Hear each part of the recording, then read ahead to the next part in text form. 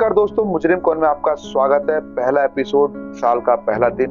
मैं हमवीर सिंह आपके लिए लेकर आया हूँ एक सच्ची घटना, एक धोखेबाज पत्नी की कहानी। किस तरीके से एक ईमानदार, मेहनती, होनहार लड़का एक शिकार हो जाता है अपनी पत्नी का। आपको बताने जा रहा हूं कि उसकी शादी बड़ी धूमधाम से, 1 वर्ष अभी हुआ था शादी को, और वो लड़का बड़ा खुश था अपनी शादी से, अपने परिवार से, अपनी पत्नी से। अब उसने कहा कि मेरी मम्मी ने मुझे बड़े अच्छे से पाला पोसा है, तो क्यों ना मैं अपनी पत्नी को अपनी मम्मी पापा की सेवा के लिए गांव में छोड़। वो हर शनिवार को अपने गांव जाया करता था और मंडे को सुबह सुबह अपने जहाँ जॉब करता वहां आ जाया करता था। ये सिलसिला चल ही रहा था, लेकिन उसकी माँ ने बोला कि बेटा ये रात रात भर उससे बात करती रहती है, हमें अभी अच्छा नहीं लगता बाहर निकलने करके, तो इसको अपने साथ ही रख ले तो ज्यादा बेटर रहेगा। नहीं माँ, मैं चाहता हूँ कि थोड़ा आपके साथ रहे। कोई नहीं, मैं तो रख के लूंगा, कोई दिक्कत नहीं। नहीं बेटा, तू उसे अपने साथ ही रख। तो वो फिर अपने साथ उस लड़की को रख लेता, अपनी वाइफ को, और वो हंसी खुशी रहना शुरू कर देता है। खूब अच्छे से रहते हैं, प्यार से।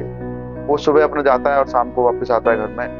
1 दिन, 2 दिन, 3 दिन, 4 दिन, 5 दिन बीतने के बाद तो वो देखता है कि वो किसी लड़के से फोन पर बात कर रही है। उसने कहा यार किससे बात कर रही हो तुम? उसने कहा कि मेरी फ्रेंड का हस्बैंड, मेरी फ्रेंड है, उसका हस्बैंड है। तो उसने कहा यार अच्छा नहीं लगता मुझे तुम इस तरीके से बात करती हो, मत बात किया करो, अपने मम्मी से बात करो, पापा से बात करो, अपने रिश्तेदारों से बात करो, लेकिन किसी भी इस तरीके से अननोन बंदे से बात करती हो मुझे बिल्कुल पसंद नहीं है, प्लीज आप बात न करें। उसने बड़े निम्रता से उसको अपनी पत्नी को ऐसा बोला, लेकिन उसकी पत्नी के दिमाग में तो कुछ और ही चल रहा था। 1 दिन हो गया तो अब वो उसकी पत्नी अपने फोन में लॉक लगा कर रखने लगी। तब भी वो प्रयास करता, फोन लेता, देखता तो वो दिखाया नहीं करता। उसको डांट देता, तुम खबरदार जो मेरे फोन को छुआ। अब उसको बहुत बुरा लगता था लड़के को। ऐसे करते करते कई दिन बीत चुके थे, वो बर्दाश्त कर ही रहा था। अब वो ऑफिस से आए और उसने कहा कि भाई खाना बनाओ, तो खाना भी नहीं बनाए। उसको बड़ा बुरा लगा कि मेरा सर में दर्द है, आप अपने आप बना या बाहर से मंगा। तो वो उसने लड़ाई को आगे ना बढ़ाने का सोच करके उसने बाहर से खाना मंगा के खा के उसको गया। अब रात में 12 बजे वो देखता है कि उसकी पत्नी गेट खोलकर कहीं जाने का प्रयास कर रही है। अचानक उसकी आंख खुल जाती है। उसने कहा भाई रात में आप कहाँ जा रहे हो? सब कुछ घर में ही है, टॉयलेट बाथरूम सब, सेपरेट फ्लैट है हमारा, आप सो जाओ। उसने मना के उसको पहला पुसला के मना के अपने साथ बुला लिया। और सुबह हुई, और सुबह होने के बाद उसने कहा कि यार मुझे ऑफिस जाना, चाय वाय बना दो, खाना वाना बना दो। उसने कहा अपने आप बना लो, मुझे कुछ नहीं बनाना, मेरा सर में दर्द है, मेरी तबीयत सही है। उसने कहा ठीक है, मैं अपना बना लूं। अब वो फिर चला गया ऑफिस। ऐसा करते करते 2-3 दिन बीत गए, फिर एक बार ऐसे ही हुआ। अब उसने कहा यार तुम बार बार किससे बात कर रही हो? उसने खुद फोन पे सुन लिया बातचीत करते हुए, लेकिन वो कहाँ बाहर जाने वाली थी। अब उसने गुस्से में कहा यार ये गलत बात, ये सब मत किया करो। अब वो कहाँ रुकने वाली थी। उसने कहा कि तुम तो, मैं जैसा रहूंगी ऐसा रहना है, मैं जैसा रहना, जिस तरीके से मुझे रहना है ऐसा रहने दो, जैसे तुम्हारा। देखो मैं तुम्हारे साथ सही से रह रही हूं ना, तुम मेरे फोन के पीछे ज्यादा मत पड़ो, ज्यादा इंटरफेयर मत करो, तुम आराम से अपने काम से काम करो।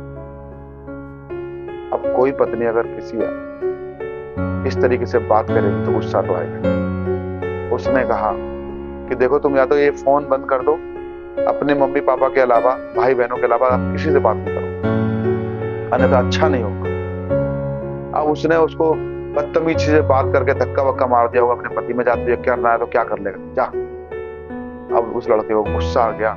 उसने अपनी बेल्ट निकाली और 2-3 बेल्ट उसको मार दी। अब उसकी बेल्ट में जो कुंदा होता है उसके 2-3 जगह लग गया, कमर में या कहीं पे भी 2-3 जगह उसके निशान पड़े।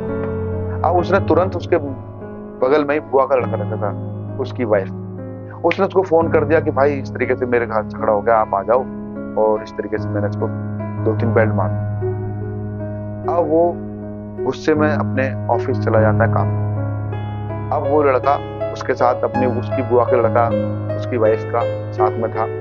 और जब वो शाम को वापस आता है तो उस लड़की के माँ बाप भी आ जाते हैं। और उसके रिश्तेदार भी आ जाते हैं और उसको शाम को डॉक्टर के पास लेके जाते हैं। प्राइवेट डॉक्टर साथ में था, कोई हॉस्पिटल, उस डॉक्टर से उसका ट्रीटमेंट होता है, लेकिन डॉक्टर ने कहा कि ज्यादा सीरियस कोई भी चोट नहीं है, इसके 2-3 चोट है और आप इसे ले जाइए। उन्होंने इसके बाद भी 100 नंबर फोन करके पुलिस के द्वारा उस लड़की को वो अपने गांव लेके चले जाते हैं। उन्होंने कहा कि मुझे अब कोई मुकदमा नहीं करना है, कोई एफआईआर नहीं करनी, मैं अपनी बेटी को ऐसे ले जाऊं। अब आप एक बात सोचिए, अगर उस लड़की की गंभीर चोटें होती तो क्या उसको जिस समय किसी को चोट लगेगी तो उसको तुरंत ट्रीटमेंट के लिए आप हॉस्पिटल लेके जाओगे या आराम से इंतजार करोगे 24 घंटे का, 12 घंटे का? तो इस बात से ये साबित होता है कि यहाँ से वो लड़की सही सलामत अपने मम्मी पापा के साथ चली जाती है अपने मायके।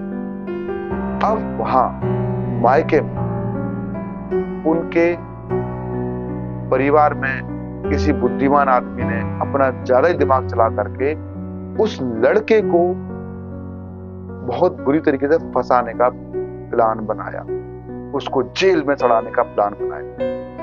उसको उन्होंने क्या लिखवाया कि मेरे गांव के बाहर उस लड़की को वो मार के चला गया। उस लड़की के साथ उन लोगों ने प्री प्लान से डॉक्टर के द्वारा इस तरीके का मेडिकल बनवाया, पुलिस को मजबूरी में मुकदमा दर्ज करना पड़ गया 308 का, दहेज का। जबकि इतनी गंभीर चोटें उसके नहीं थी, जिस तरीके से मेडिकल बनवा के उस लड़के को जेल की सलाखों में भिजवाने का प्रयास किया। जबकि वो पहली मंजिल पर कई बार गई लड़की, नीचे आई 4थी मंजिल पर। मकान मालिक से भी पुलिस ने बयान दिया।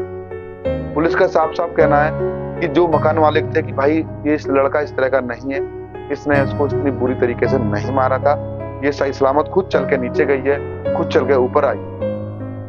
पुलिस ने भी स्टेटमेंट में इस तरह की घटना लिखी है और आज उसके माँ बाप ने, उसके हिमायतियों ने प्री प्लान से फर्जी मेडिकल बनवाकर उस लड़के को 308 के मुकदमे में फंसाकर भिजवा दिया जेल।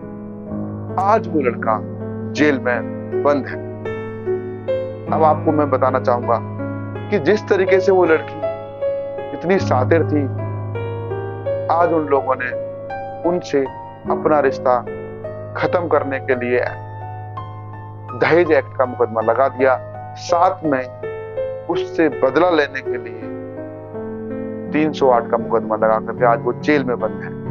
पुलिस भी बड़ी सावधानी से, ईमानदारी से पुलिस ने थोड़ा सा काम किया, जो कि उसके माँ पर, उसके बाप पर, उसके भाई पर, उसकी बहन पर जो मुकदमा लगाया था फर्जी, उसे उन्होंने इग्नोर कर दिया। पुलिस ने तफ्तीश में उसके माँ बाप को, उसके भाई को निर्दोष बता करके सिर्फ और सिर्फ उस लड़के रवि के ऊपर मुकदमा चला रही है पुलिस। आज वो लड़का जेल में बंद है, उसकी ईमानदारी की सजा उसको आज। अब देखते हैं वो उसे कब इंसाफ मिलेगा, कब वो जेल से बाहर आए। क्योंकि वो जेल से बाहर कैसे आए? क्योंकि उसके खिलाफ इतना तगड़ा मुकदमा बनवा दिया 308 का, उसे जान से मारने की कोशिश की गई, जिस तरीके से धाराएं बनाई। पुलिस का कहना है कि हमारी मजबूरी है इस तरीके का मुकदमा लगाना, क्योंकि हम तो मेडिकल के आधार पर ये रिपोर्ट लिखी। तो दोस्तों, मुजरिम कौन में आज जो हमने ये कहानी आपको सुनाई, एक निर्दोष लड़का जो आज जेल की सलाखों के पीछे एक एक मिनट गिन रहा है अपनी बाहर आने को। तो देखो, नारी महान है, हर अधिकार उसके हक में है, लेकिन किसी निर्दोष को फंसा देना कहाँ का इंसाफ? जो गुनाह उस लड़के ने नहीं किया, उसकी सजा उसको आज मिल रही। जो धाराओं का जो गलत उपयोग हो रहा है, ये कब बंद होगा? जो इनका दुरुपयोग हो रहा है धाराओं का, मानते हैं कि सरकार ने, गवर्नमेंट ने, कानून ने लड़कियों के लिए बहुत सारी धाराएं जो उनके फेवर में रहती हैं, उनको प्रथम उनकी सुनवाई के आधार पर, उनकी गवाही के आधार पर किसी के ऊपर भी कोई भी मुकदमा दर्ज हो सकता है और वो जेल में सड़ने पर मजबूर हो सकता है। तो ये कहां का इंसाफ? एक छोटी सी लापरवाही से आज रवि सलाखों के पीछे एक एक मिनट गिन रहा है। तो दोस्तों, आपसे निवेदन है, कभी भी आपके आसपास कोई इस तरह की घटना घटे तो आप उसको सीरियसली लें।